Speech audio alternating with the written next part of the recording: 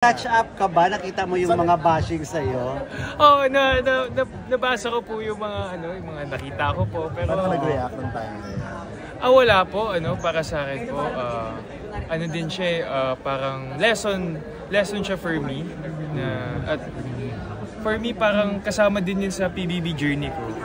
Ang PBB po, teleserye ng totoong buhay yan. So, for me, kasama din talaga yun sa character ko dun na parang yung arc ko as Vince doon sa PBB house. Parang at sobrang thankful lang din talaga ako na na-redeem ko yung sarili ko nung dulo. Pero at Vince, naging okay ba talaga kayo ni Josh? okay naging na kayo. Okay po talaga kami ni Josh. Lalo na ngayon po na nasa labas, nag-aantay lang din ako ng opportunity na makausap ulit siya, makapag-catch up po. Sa palagay mo, nagpakatotoo ka sa loob ng bayan? Pinabigay mo yung best mo? Oo naman, sobrang nagpakatotoo talaga ako. Sobrang genuine ko talaga dun. Kung sino yung, actually sa totoo nga yung nakita niyo siguro sa akin ng last 3 weeks, yun naman talaga yung pinapakita ko ever since. Kaya parang, siguro kasama din talaga yun sa PBB na mga episodes na hindi masyado pinapakita yung personality ko para meron silang ipapakita sa dulo kapag may panghihinayang ba na parang naaga ka na palabas tapos may kulang ka bang dapat ipapakita?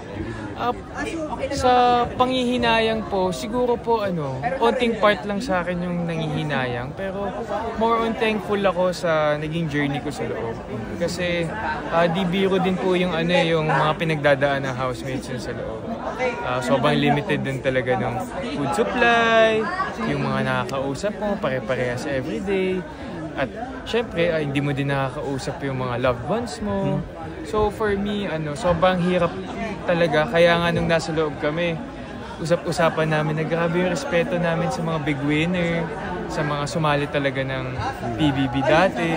Kaya thankful lang din talaga ako.